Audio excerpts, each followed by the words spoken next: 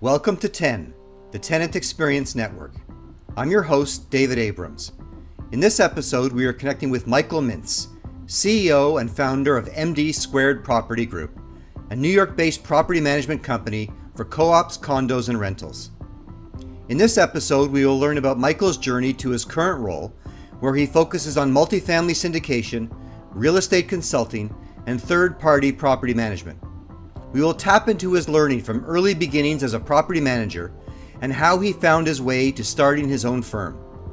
We will hear his views on why surrounding yourself with the right people can be a difference maker and gain insight into how creating opportunities to build relationships between residents can impact engagement and retention. Michael will also talk about the importance of hard work and putting the time in as his keys to success.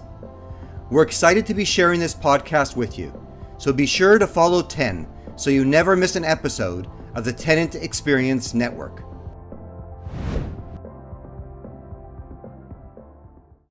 And now I'd like to welcome Michael to the show. Really glad you could be with us today. David, thank you so much for having me. I'm excited to be here. Awesome. All right, let's start with your journey to your current position, CEO and founder of MD Squared Property Group, a New York-based property management company for co-ops, condos, and rentals. And I know you've got one goal, and that's to provide reliable, consistent, top quality management services.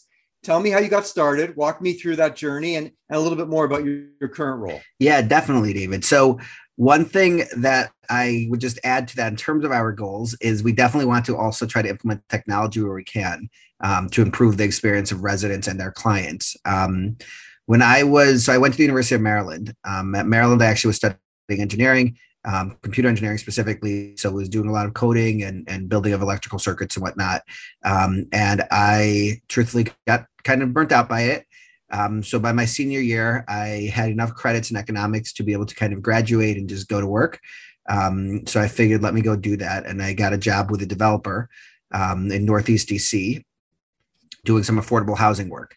Obviously, because of my computer engineering background, I do have a love for technology, and it's something that fascinates me. And seeing how manual the property management business has always been, it's always been something that I've toiled with, trying to figure out how we can implement new technologies and how we can bring new technologies to the forefront of the industry to ultimately create more efficiencies and create a better experience for everyone.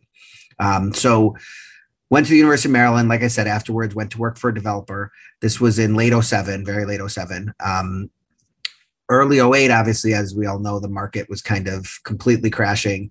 All money had been pulled out of basically real estate deals. Everything was stalled. The development deals that we were doing all stalled pretty quickly. So we closed out a couple of deals, but most of them at that point, we were struggling to sell the condo units that we were developing. It was affordable condos for the most part. So we quickly turned into a property management company. We had a bunch of properties that we had renovated but weren't selling. So we started renting them out. And at that point, I had leased up all the units for my boss at the time, Bo Menkiti at the Menkiti Group, and was ready to kind of do my next thing. Most of my friends after college, and I was still, obviously, age is relative, but I was still young at the time. So my friend up to New York, and I figured it was a good time to make a move. So moved up to New York, started working at the time. It was called Cooper Square Realty. Turned into First Service Residential, became very close both with my boss, Tom Padilla at the time, and then his boss, David Cooperberg, who was the founder of Cooper Square Realty. And so I would say they were in the property management space, definitely my mentors who kind of brought me up through that space and taught me much of what I knew. I worked on mostly condos and co-ops in the beginning of my career. At first as an assistant manager, then became a on-site property manager, and then a portfolio property manager. And I truthfully was lucky enough to be surrounded by people who were just good people who knew a lot and were able to teach me and give me the opportunity to learn. And the truth is, I've always been inquisitive. I've always liked trying to find ways to do things better. So especially, for example, David Cooperberg, his personal portfolio, we did a lot of work to try to increase rents in that portfolio, to try to improve the tenant experience in that portfolio, improve efficiency with repairs and work orders, and things like that, so that things work better.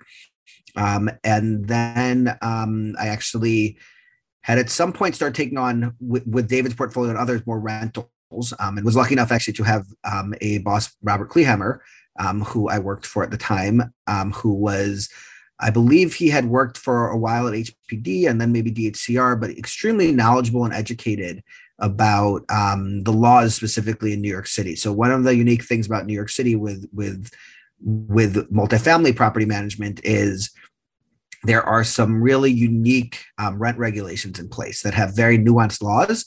And it is, I'd say, a challenge to fully understand how to work within the framework of those laws. Oftentimes you're working hand in hand with attorneys who are kind of guiding you on that. But obviously, the more knowledgeable you are, the more you learn, the more you experience, the more fluent you are in that, in navigating those laws and navigating that space.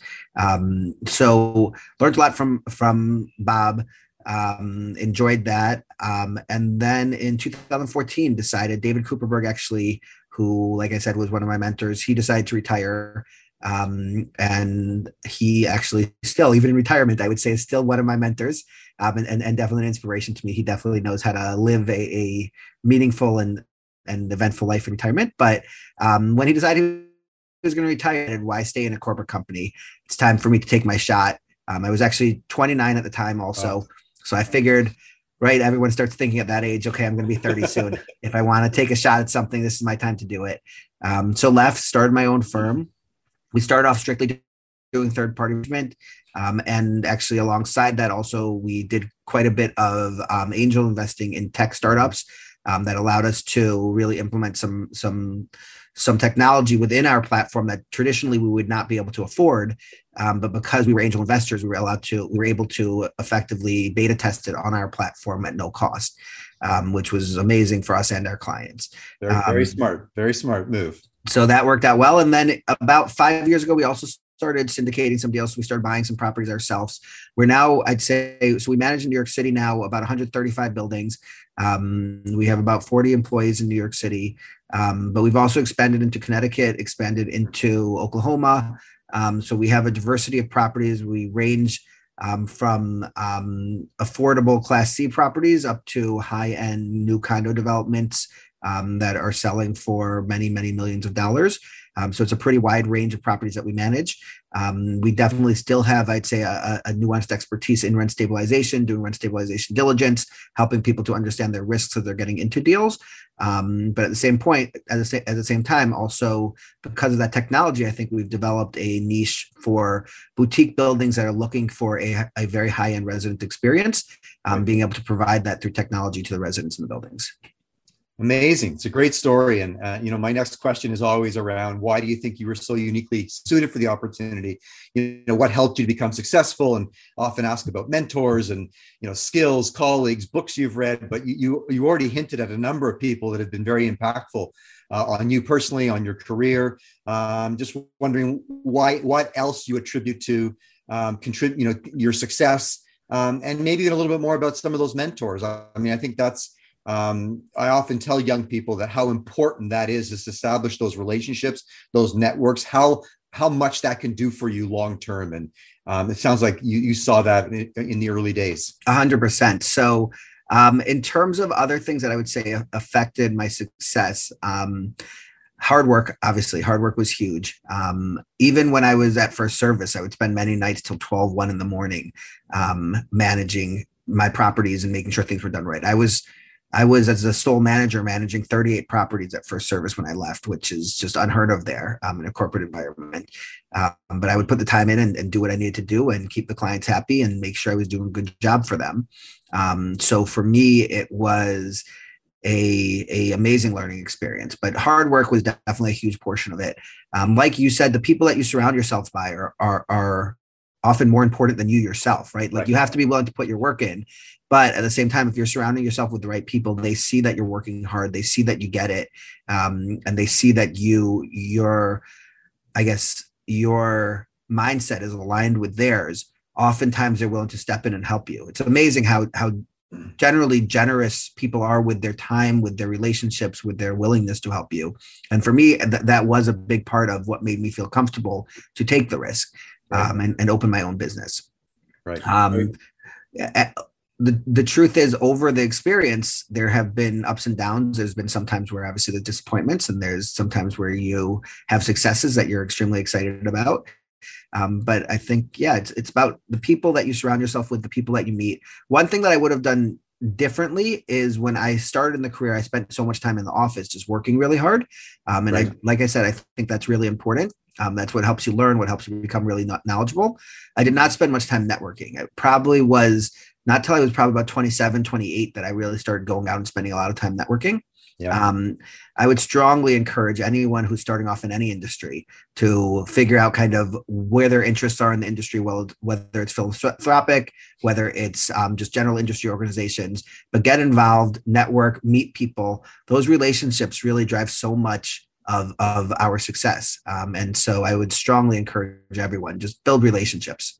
I think that's great advice. And you talked about maybe not realizing that till you were in your later 20s. I'm a little bit older than you. This is sort of a second career for me in terms of building out HILO after running a marketing and communications agency for so many years. But I've really learned the value of networking and creating those relationships and those, I'm even now, finding new mentors in my life and in my career. I'm actually really thankful that it's happened, although much later. But it is so rewarding, the kind of relationships, particularly in the startup technology world. You talked about people being so willing to help and supportive. It is very much like that. And I'm thankful that I have that now, because in my traditional, entrepreneurial career, it wasn't the same. In just running an advertising marketing company, I would say that the industry wasn't as willing to be collaborative and to support. Everybody was pretty much out for themselves. And I think that maybe it's a sign of the times, maybe it's a sign of the industry that I'm now in. But there's just such a willingness to really pay it forward and really help those. It's actually interesting. I don't know if you've seen the Netflix documentary on WeWork, but I actually think to a large extent, I saw a big change in terms of networking and in terms of opportunities through that whole We movement.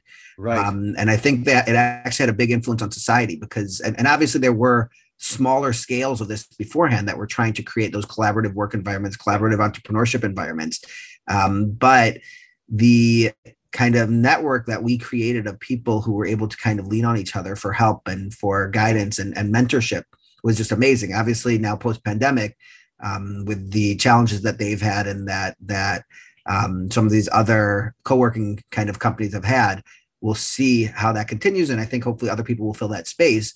Absolutely. But I do not think that the traditional networking groups are quite as good as at collaborative working as, for example, WeWork was. Right. WeWork also, truthfully, for their members, would put quite a bit of money into creating events and creating opportunities for people to network with each other. Listen, WeWork was a huge inspiration for me as I began to think about tenant experience. And we saw the experience that WeWork was created within the confined space of their offices within the context of a building.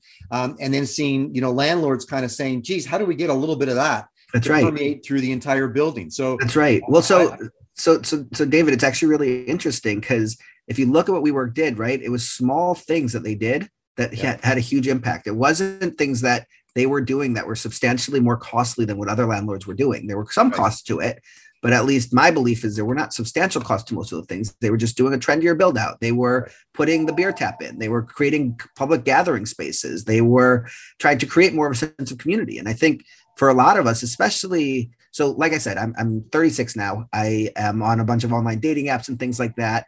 I think you don't get that sense of community always and that sense of kind of human interaction that you want. And I think WeWork did a really nice job of creating that community. And I think a lot of us are looking for that. And to that point, to your point also, right, you said with HILO, you've been trying to create that on the residential side. And I think that's a large part of what we try to do, and as we get larger, it's obviously harder, but we try to give welcome packages to new people who move into the building, right? Give a couple of MD squared giveaways, give some neighborhood gift cards, give, when they move into an apartment, you give them some toilet paper, you give them a toothbrush, things that they might forget on that first night. Just give them some things to show, hey, we're here, we're thinking of you. And it just makes a huge difference. It's those small touches that give people that human experience that they really appreciate. I think you're bang on. And I think tenant experience does not have to be equal to big dollars. That's right. Right. There's many ways to deliver that. And there are often many intangibles that will also speak to tenant experience. That's right. No, you're 100% right on that. And actually, it's interesting also from a kind of financial perspective, obviously a lot of people say, hey, why spend the money? We're not going to see the direct impact. But we've seen, for example, when you create community gatherings, when you do breakfasts in buildings, when you do certain get-togethers once a month or whatever in building, you create more relationships between the residents also. It's not just between management, right? So when you create relationships between residents, which is similar to what I believe WeWork had done, it keeps people committed. People will stay longer. People will renew more often because they don't want to leave their friends. They feel comfortable. They feel part of a community. It creates a stickiness, right? That's right. Yep. I love it. Let's all agree that, living through a pandemic has been absolutely horrible. That being said, we no longer think it could be an excuse. We believe now is the time to do better, be better, and ultimately build something better, because we're not going to get out of this anytime soon. This is going to be something that is going to continue to linger. So if you had an extra $100,000 in your business right now, what would you do? How would you spend it, and why? So that's actually a great question. And I've been talking with people quite a bit lately about this. And obviously, I think you're up in Toronto, but down here in America, obviously, there has been tremendous stimulus that's been given out by the government. Right. Excuse me. So to me, I actually have a lot of fears right now, both of inflation, but also of a market crash. I think there's been a lot of money that's been spent in an uneducated fashion, not based on fundamentals of businesses and things like that. So in reality, if someone gave me $100,000, I don't know if I would even invest it right now. Okay. Might sit back, because I think there will be a lot of opportunities. I actually think there's probably going to be a lot of startups that are going to end up going under. And I think that might give the rise to buy technologies from some of those startups that we can kind of implement ourselves and provide better experiences for people at relatively discounted prices. Don't get any ideas with me, my friend. No ideas. You're gonna make it through. But I do think there's quite a few startups that have been for a while kind of running on fumes. And they kind of just consistently raise money, and there's been enough liquidity in the market that they've been able to do that. I think if the stock market starts to tumble a bit, truthfully, if these cryptocurrencies, and obviously the past few days has been a challenge with them, but if they keep doing worse, and people start losing faith in the cryptocurrencies, I think people are going to start holding their money back more. And I think if that happens, I think you're going to have quite a few of these startups that won't be able to run on fumes anymore, because they'll just run out. And I think that's going to lead to a big opportunity for consolidation within the PropTech space. So that's something that I don't know if looking forward to is the right word, but something that I am anticipating. And we are trying to kind of put some money aside so that we can try to find some of those right technologies to either partner with or to acquire. Okay. But right now, if I had to spend the money, I would say, what would I spend it on? That's a good question right now. I would say probably on people. The pandemic has created, at least in the US, has created a really weird environment where your workforce has really diminished. And obviously, there's been a lot of articles lately about why that is, and whether it's because we've given out too much stimulus and we're giving out too much unemployment money, so that oftentimes it's not worth it for people to come back to work right now because they can make more money sitting at home. But we've found and we've been hiring quite a bit over the past few months. We've found the talent pool has just really shrunk. And so I would say if I had extra money right now, I would probably want to put it into hiring good people. In the end of the day, I could put as much technology into this business as I want that could create more efficiencies, create better margins for me, but it's still a people business, right? 100%. So it's still about those touch points. It's still about how people interact with each other. And I would say I still need really good people to give people really good experiences. I love it. Great answer. So listen, there's still a lot that we don't know. We don't like to make these big announcements or prognostications as to what's to come. There's just so much that we really need to sort of see how things continue to evolve. But I feel pretty confident saying that there will be a return to workplace. It will happen. It will take longer. Flexibility, I think, is going to continue to be a theme that will evolve and emerge. Commercial real estate is starting to see that and understand that people are going to continue to work from everywhere, including the home. So from your perspective, what are your thoughts on the implications on the multifamily sector in particular? So that's actually a great question. So I actually am not as bleak on the office market as many people are. We've actually been looking at quite a few office deals because I do think right now they can be bought up at pretty good prices. And if you're buying a building that's 50% vacant at a 10 cap, right, then you've got a lot of meat on the bones that you can figure out how to kind of utilize and how to increase that over time. So I am not as bleak on the office market as others, but I do agree with you. I think this work from home thing, excuse me. I think this work from home thing is Definitely a new environment for us to be in. On the multifamily side, what we've been seeing with it is a lot more people who are looking for home offices or second bedrooms, specifically for that. Obviously in New York City, that's not going to be everyone. Not everyone can afford that as rents continue to go up and hopefully kind of get back to where kind of the pre-pandemic numbers. I think it's going to be a challenge for people to continue to do that. But right now we are seeing quite a few people who are looking for that extra bedroom or that home office. So I think that will drive somewhat demand in the market. We've also been seeing, just with prices down somewhat, we've also been seeing more people looking for kind of, I don't know if you'd call it a pied-à-terre or an overnight apartment in the city. Right. So we've been really having quite a bit of volume on like the studios and small one bedrooms with professionals who are working in the city, lawyers, accountants, whoever it is, property managers even, who say, hey, I live out in Westchester, I live out in Long Island, but due to not wanting to take public transportation and kind of the difficulties with finding parking in the city nowadays and stuff like that, I'd rather rent an apartment and be able to have a place where I could stay overnight in the city. So that's driven quite a bit of demand. So that's been kind of a unique situation. I don't know if other cities are experiencing that quite so much. Many other cities have better parking facilities than New York City does. So I think for other people, it's kind of a little bit easier to get home. But yeah, I think multifamily is going to remain strong. Right now, obviously, from a pricing perspective and a cap rate perspective on acquisitions, I think it's just very aggressive.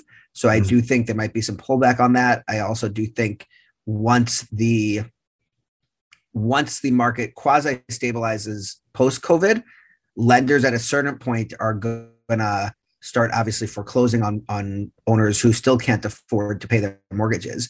I think there's been a lot of holdback on that side because lenders don't want to operate themselves, and they feel if it's COVID that's causing this, afterwards people will be able to correct it. But I think there are still quite a few operators, at least that we've seen, who seem to not really be operating properly. Right. And even post-COVID, I think they're going to be struggling. And I think there's going to be a surge at some point. And my guess would be probably January, February. There's going to be a surge of foreclosures that are going to be filed on some of those. So I think it will lead to some more opportunities to buy, but it'll also kind of increase cap rates a little bit because there will be more stuff on the market. So I think that will be interesting. It will be interesting also to watch in many of these kind of secondary and tertiary cities that a lot of people have moved to over COVID, right, whether that demand remains. Obviously, people want more space. They want more outdoor time, stuff like that. And jobs, I think, have accommodated that to a large extent. Like you said, also with work from home.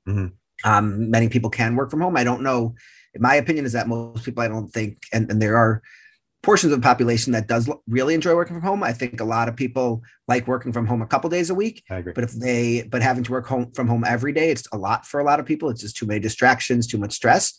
So I think a lot of people do like coming into the office, which still means there's going to be downtown cores that are going to still have office buildings and people will be coming back, even if it's 2 to 3 days a week.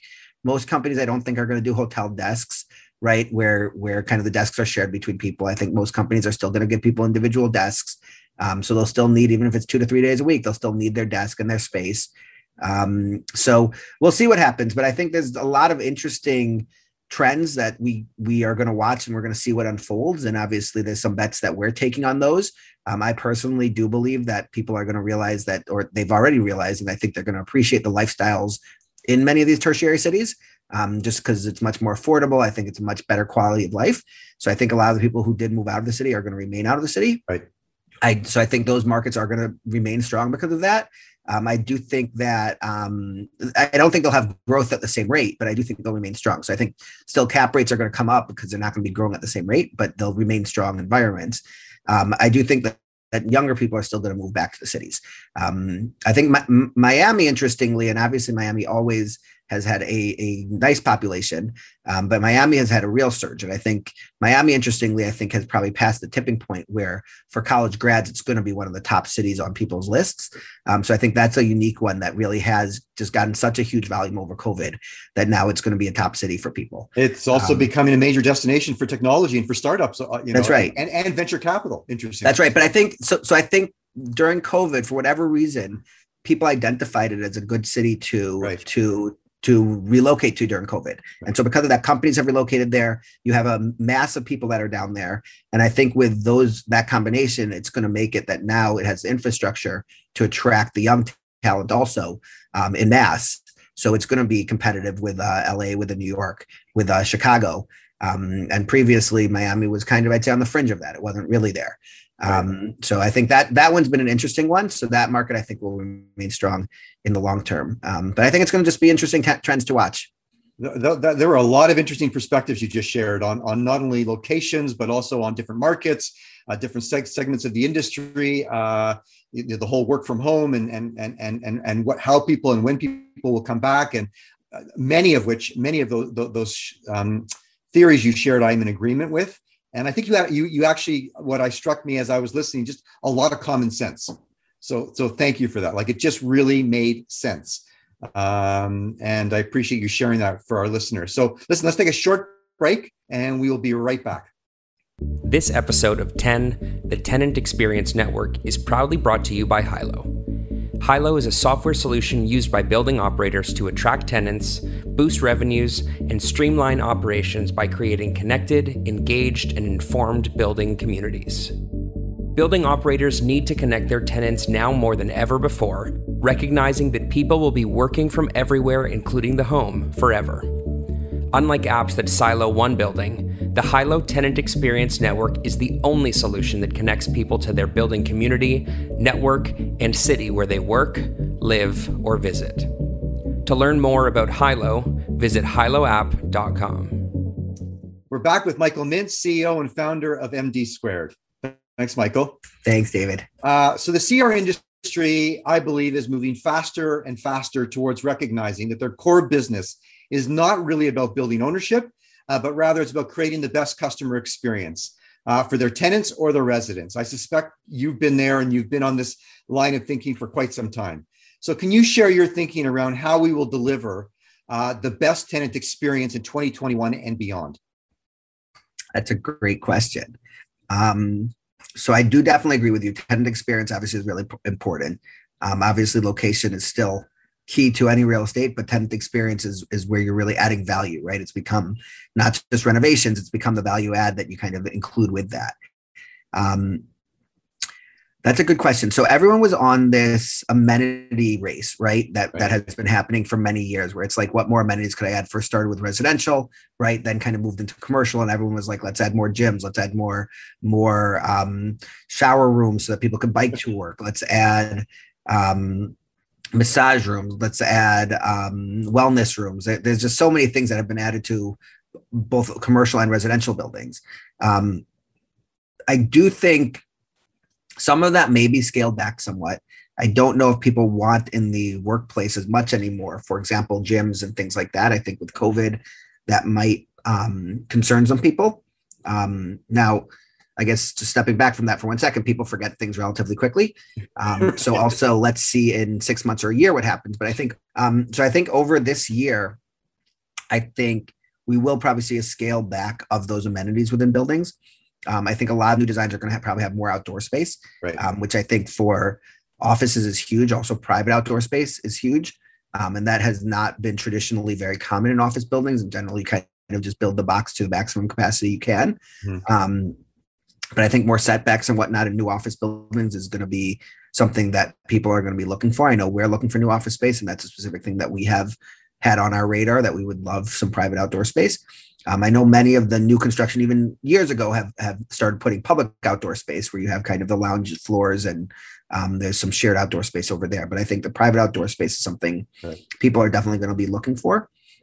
Other than that, in terms of experience, it's a good question. A lot of people have been talking about the hoteling of office space and kind of the shared desks and other technologies that can be used to make that a more convenient experience and more seamless with your work from home environment. And I think that's going to all continue. But truthfully, I think amenities in the space is probably going to be less important. I think it's going to be more about experiences and relationships and the people that you're ultimately working with. Right. I think cleaning of spaces is going to be something that's going to be really interesting. There's a lot of technologies, obviously, to kill whether it's viruses or bacteria that are out there, and some buildings are using them, some buildings aren't, whether it's the blue lights or other things like that. I think advertising that you are doing some of that stuff, at least in the initial period, is going to be that people are coming back to the office. is going to be really important. And that's going to be something landlords can offer that will be attractive to their tenants. But yeah, past that, I just don't know if people are going to be looking to spend as much time outside of their working offices in the office now, both from a practical safety perspective, but also I think COVID has given many people opportunity to realize how much they enjoy being at home, right? Yeah. Being with their family. And like I said, being there too much passes the tipping point where oftentimes people say, hey, it's too much. I want to get into the office. But being at home, I mean too much. But then at the same time, people still enjoy it. So I think people are not going to, my personal feeling is we're going to see kind of number of working hours kind of minimize a little bit. Hopefully productivity in those working hours will go up to compensate for that. But I don't know if people will be spending as many hours in the office. So I don't know if that amenity race is going to continue as much. Right. And I would agree. I think also that amenity race is also going to be not so much or exclusively in person, but also extend to the virtual world. So there'll be things that your building will do for you, recognizing that you're not always there, but still wanting to continue to engage and connect and communicate with you. That's right. And that of course will necessitate some form of technology to enable that. I think that's exactly right. And I think there's going to be, to your point on that, right? I think there's also going to be more and more membership style programs, right? That, for example, buildings will start offering people and things like that, so that you could get certain services and certain amenities at discounts, but not necessarily in the office, in the physical office, right? More kind of in your broader world. Right. I love that notion of membership. I got to park that one. Can you share any details on anything that new that you're working on or a challenge you're facing, particularly in light of the current world circumstances? Anything you think our listeners might find interesting? Sure. So just thinking about it right now, like I said, I think our biggest challenge right now is hiring quality talent. Right. That's really become a very big challenge for us. Other than that, I would say on the syndication side, to my point before that I said about the pricing of properties, we've struggled to find what we feel is reasonably priced multifamily properties right now. Right. I think that will come back, but that has definitely been a challenge. Networking, obviously this industry in general, like we spoke about earlier, meeting the right people, knowing the right people is huge. Networking has been a big challenge during COVID. There's a couple of nonprofits that I am on their boards. And so we've been speaking about finally doing some in-person events again. So I think it will be coming back, but not having in-person events, trying to do these Zoom networking events has just really been a big challenge. As I think we all know, kind of Zoom, at least for me, right? The first 5 minutes, 10 minutes, okay, maybe I could kind of make do with it. And then after that, it's like, okay, how many other things am I going to try to do at the same time? Yep. So it's definitely been a challenge. And I do think that one will come back pretty quickly, especially in the real estate space. I think people are just so hungry for in-person networking events. I think that's going to come back quickly and come back really strong. I agree. I think people are starving for those kinds of opportunities, and kudos to you. I mean, I reached out to you, obviously through digital technology, and ultimately our first connection was through Zoom, and you were very generous with a willingness to connect it even initially, but then also with your time. So thank you, because I know it's not easy, and I know it's not easy for a lot of people, but those that make the effort, I think hopefully it'll pay off for all of us. Yeah, no, agreed. What I would say though, and this is the shame of it. So, and there's actually been a couple of good platforms that I found over COVID to do some online networking with. But what I would say the biggest challenge is how do you keep in touch with those people afterwards? You're not seeing them regularly, right? So much of networking is about building that relationship over time. You meet that person that first time, you tell them what you do. Okay, great. They forget about you by tomorrow, right? Right. But when you see them at an event a week later, and you see them at an event another week later, and another week later, by the time 3-4 months have passed, okay, now you guys have an established relationship. Right. And it really allows those relationships to grow. It lets you think about each other. And when there's opportunities, you reach out to each other. It's a great insight. And I think that's also the problem just with, your general relationships today with your colleagues. The only way you can, reach out or connect is by scheduling, that call. And it's hard to schedule those moments, right? That's right. The time you run into somebody at a conference or in a restaurant that's exactly right. Or just out on the street, so all those moments are absent. It's funny, David, that you raised that. So I'm obviously and complaining is maybe not the right word, but I'm kind of stating that we're struggling to hire the right people. Yeah. And the truth is we've had a lot of internal conversations about whether it's really that we have not found the right people, or whether it is that we are not training them properly, right? So a lot of our training protocols were based off of people being in person, and kind of when something comes up, you're right there. You could answer their questions. You can walk them through it. We have not put together a great protocol while we've been home, work from home with COVID.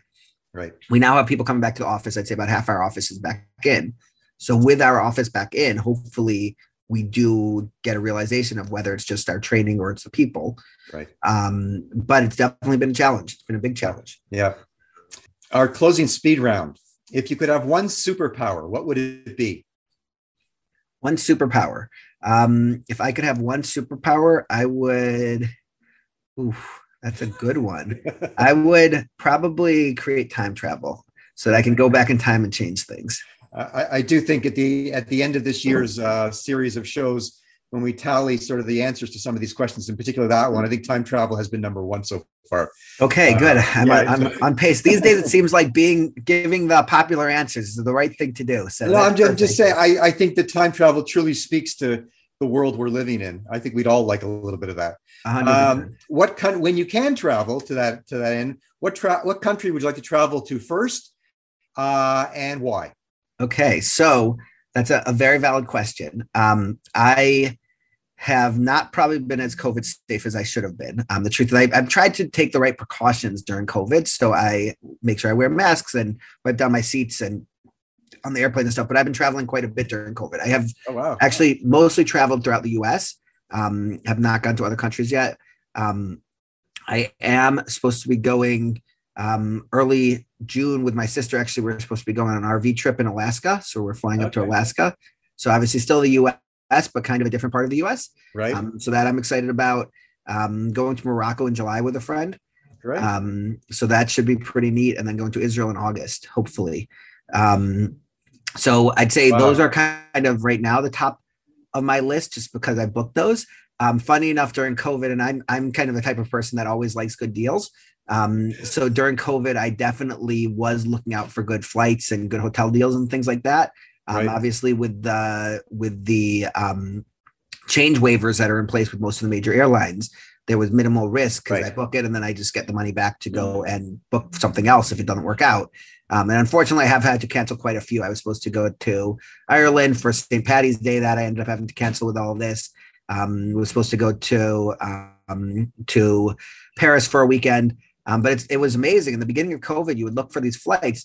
Ireland, I think I was at $210. I was under $200 for Paris. So it's like, why not just make it a weekend trip if you could spend that little to go and experience a new city in the world? Yeah. But I'm excited for us to be able to travel again. I'm excited for us to be able to get out again without these restrictions, without all the paperwork, without everything else going on. Yeah. Me too. Number one thing you miss about the workplace, although you're back in and part of your team is there, but during the course of this last year, what was the number one thing that you missed? So number one thing that I missed was definitely the human interactions, being able to just engage with people. And to your point, right? Meeting them by the water cooler, meeting them while you're kind of getting your lunch out of the fridge, whatever it is, those conversations that you have with them, they just develop better relationships, right? You also, so many things that people don't actively think to talk to you about.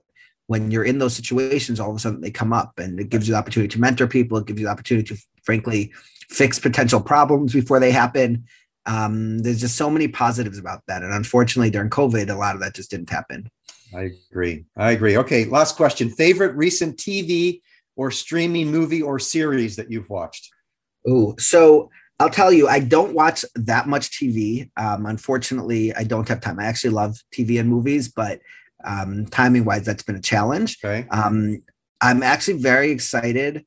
I saw on Amazon actually this morning, I saw an advertisement for it, that they have a new series about the Underground Railroad, which I think is just fascinating how that worked, and an amazing thing that people did. People risked their lives to obviously get slaves out of the South to the North and whatnot. And I think it's just fascinating and amazing. And so I saw they have a new series. So I'm actually very excited to see that one. I haven't seen it yet, so can't tell you if it's good. All right. But the idea of it, I think, sounds amazing. Amazing. Well, I look forward to hearing about your thoughts on it once you've had an opportunity to take it in. Michael, I really want to thank you for your time today. It's been a really enlightening and interesting conversation. I look forward to continued conversations and and the potential of collaboration together. Thanks for taking the time and being on the show today. David, that sounds great. Thank you so much for having me. I appreciate it. You be well and travel safely. Thank you. I appreciate it. All right. Take care. Bye now. I want to thank Michael Mintz for joining me on today's episode of 10 and for sharing his journey from early beginnings as a property manager to now leading his team at MD Squared. Great learning for all our listeners and an opportunity to gain insights into what it takes to become an innovation leader. Please be sure to follow 10 for future discussions from leading professionals and industry experts who all have something to say about the impact of technology on tenant experience in the built world. We love hearing from you, so if you enjoyed this episode of 10, please share, add your rating, and review us through your preferred podcast provider. If you or someone you know would like to be a guest on a future episode, please reach out to me directly at david@hiloapp.com.